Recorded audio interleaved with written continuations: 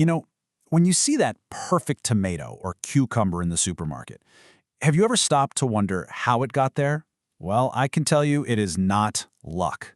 It's the result of this incredibly intense, high-stakes scientific process, a process designed to create what you could call a market-leading super vegetable. And today, we're going to pull back the curtain on that ruthless science. Really, it all comes down to this one question. This is the challenge. How do you actually design a vegetable from the ground up to completely dominate the market and do it in just 4 years? It's not about just growing something that tastes good, it's about engineering a product to win. So how on earth is it done? Okay, let's dive right in. The very first step, it doesn't happen in a field, it's not even in a lab, it all starts on paper. See, before you can even think about finding a winner, you have to define, with just incredible precision, what winning actually looks like. And look, this is not some vague wish list. These are hard, non-negotiable commercial targets. The new vegetable has to yield way more than its competitors. It has to have the exact shape, size, and color the market demands. And for the farmer, it's got to be tough, reliable, and predictable.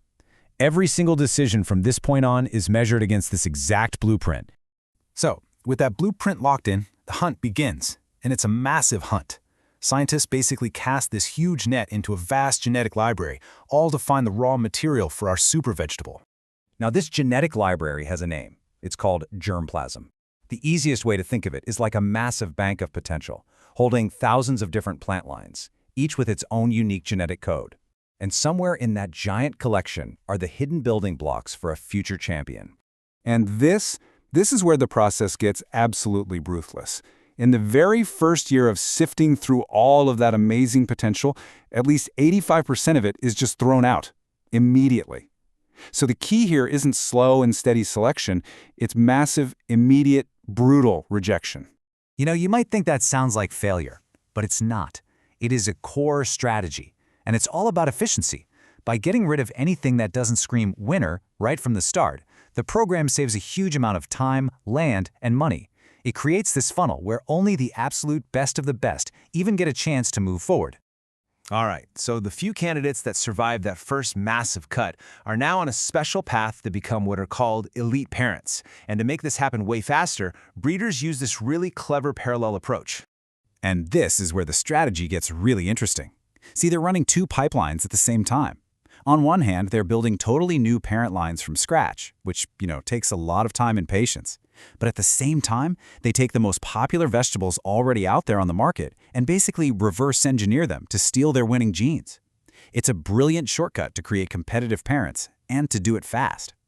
So now, with the pool of these elite parents ready to go, it is time to see what they're made of. This is the first big showdown, creating the first generation of new hybrids, the children if you will, and seeing which ones have that star potential. Think of this stage as the first round of auditions. Parents with different strengths are crossed, and the breeders are looking for that flash of genetic magic, that hybrid vigor. Does the new cross just look stronger, more uniform, more productive than its parents? Only the top 10 to 15% of combinations that show that immediate spark of promise get to stay. The rest, they're cut. Okay, so the tiny, tiny fraction of hybrids that have somehow made it this far now face their ultimate test. They have to leave the safety of the breeding station and prove they can actually win out in the real world. And this right here, this is probably the single most important make-or-break number in the whole process. To even be in the running, a new hybrid can't just be as good as the current bestseller. No way. It has to be significantly better. We're talking at least 15 to 25% more yield. That is an incredibly high bar to clear. So these finalists get sent out to farms all across the country. They're grown in different soils, through different seasons, just to make sure they're reliable. And here's the critical part. Real farmers and market traders are brought in to give their honest verdict. Is it easy to grow? Does it look good? Would you actually buy it? Out of hundreds and hundreds of initial combinations, only 1 to 3 winners will emerge from this final gauntlet. So let's just zoom out for a second. What we've been looking at is a highly disciplined 4-year mission. It's a formula that masterfully combines cutting-edge genetics with cold, hard commercial reality. This timeline really shows you just how structured the whole thing is. Year 1 is all about that massive search and ruthless rejection. Year 2 is for building the elite parents. Year 3 is for testing their kids, and Year 4 is that final nationwide trial right before the big launch. There is absolutely no wasted time. And the success of this entire program is measured by these super strict, commercially focused metrics. That huge yield advantage they demand, that crazy high rejection rate, the tiny number of finalists, it all just proves that this is a system driven by discipline and predictable outcomes, not just, hopeful discovery.